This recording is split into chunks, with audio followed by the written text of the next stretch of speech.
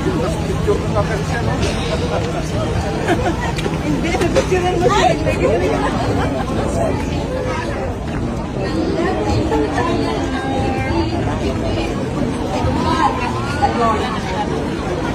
Thank you very much, ma'am.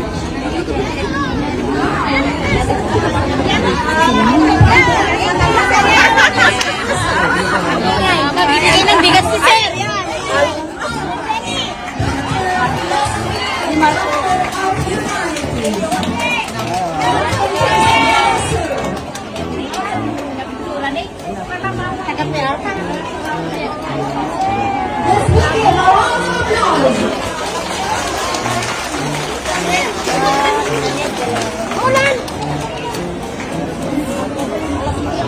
There you go, our pandemic hero and the most inspiring Filipino philanthropist. Thank you very much, sir.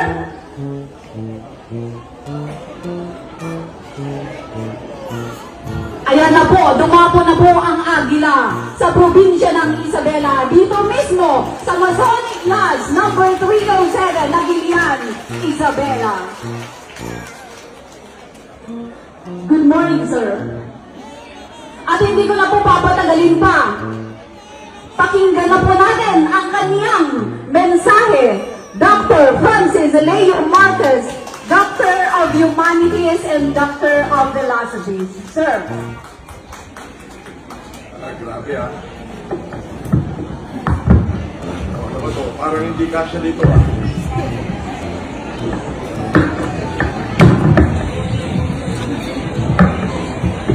Hello. I am overwhelmed by the warm welcome that you have extended to me.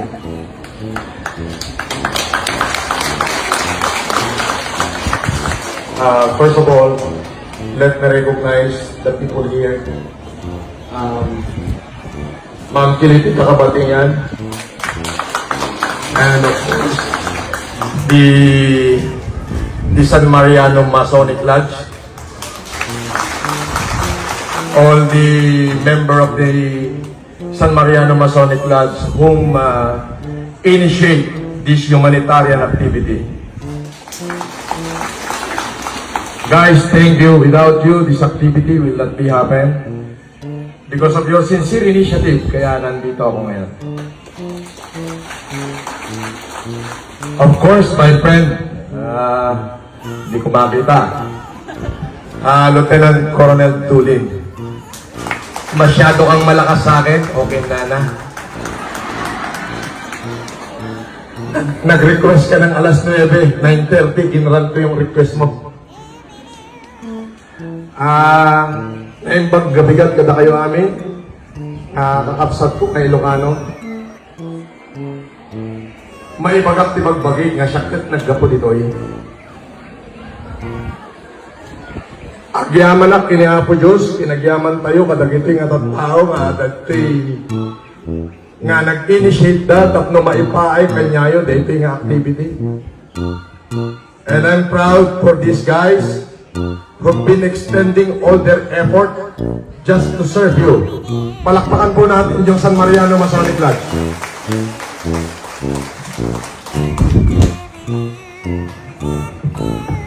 Of course, let me recognize the doctors, the technical staff, who's there, undying service for their fellow men.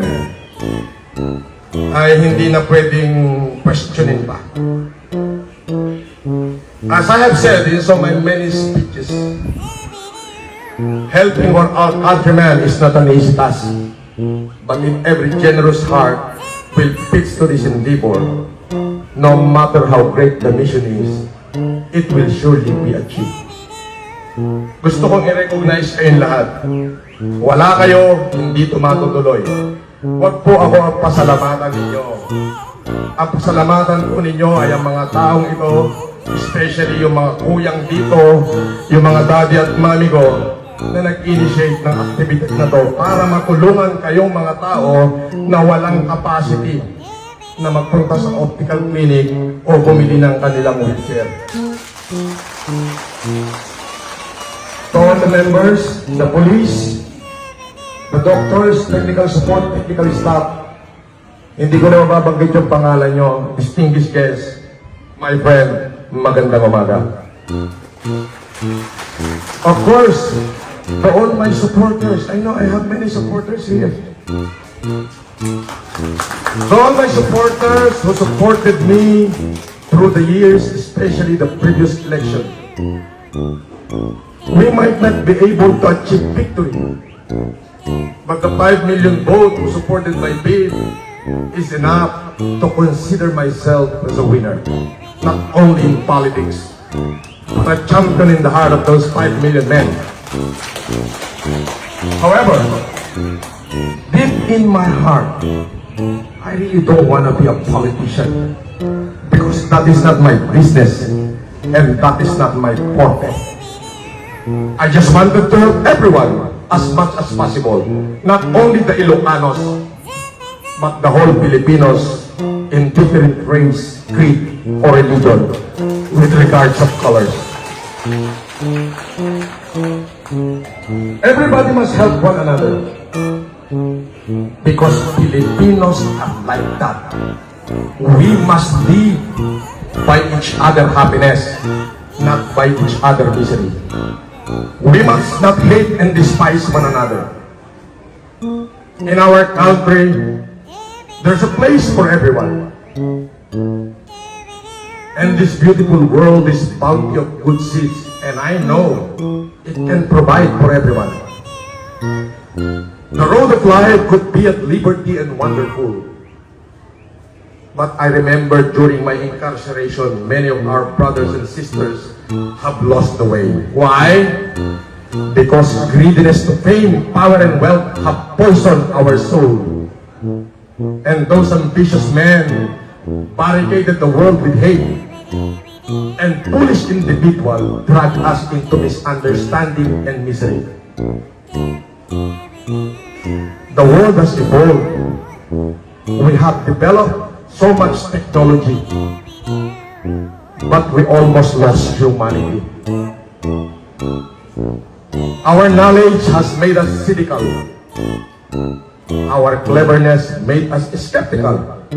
We strive for the best, but sometimes, and many of us, we feel too less for our less fortunate people of the society. We need humanity more than technology. We need kindness and gentleness better than cleverness, because the absence of these qualities in the heart of man, life will be savage and all will be lost. You know, I'm just an ordinary man who tried to awaken the hero inherent to every man, because I believe that we are all heroes. Daddy, we are the heroes that has the power to create happiness.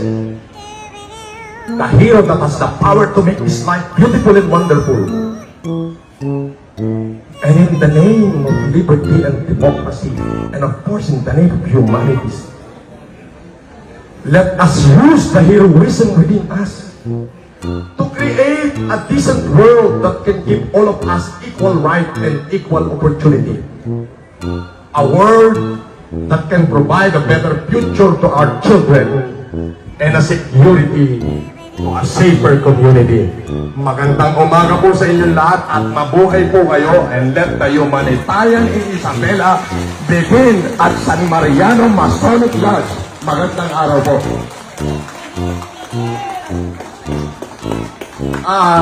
Gusto ko nga palang, bago ko umalis, may nakalimutan ako. Sorry kasi wala po akong papel dito na dapat kong basahin. Ito ba yun?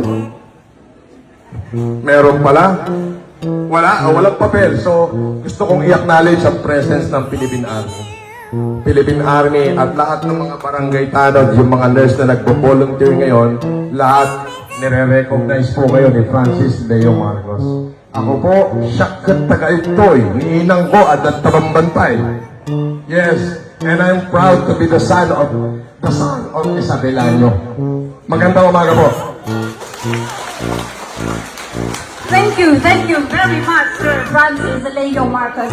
Alam niyo po, mga kababayan, mga kapatid, Lahat ng opisina, kung pupunta kayo, opisina, mga mapapribado o publiko, ang primordial focus nila ay ang tapat na serbisyo. Bakit? Yan po ang kanilang sinumpaan at yan po, dyan po nila kinukuha ang kanilang kabuhayan. Ang mga business sector, ano ang kanilang kaunahing pinangangalagaan? Ang kanilang suki para sila ay patuloy na kumita. Ako ay ex-convict, convicted criminal at scammer. Ako ay ex-convict, convicted criminal at scammer. Galingan mo pa! Galingan mo pa po! Oh!